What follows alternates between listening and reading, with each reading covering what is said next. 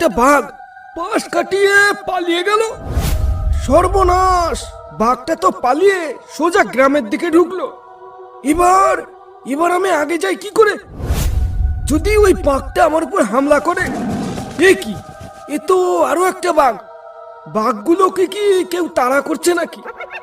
এ কি, কি যেন একটা ডেকে উঠলো না? এটা তো বাঘের আওয়াজ মনে হচ্ছে না। এবার আমি কি করব? পেছনে গেলে যদি বাঘে খায়, আবার আগেও যেতে পারবো না।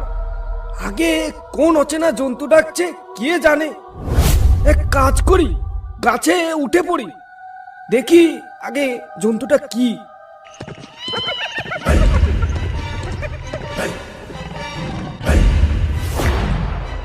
এ কি, এ তো হায়রা। তাহলে কি সুন্দরবনের হায়রাকে কেউ জাগিয়ে দিয়েছে?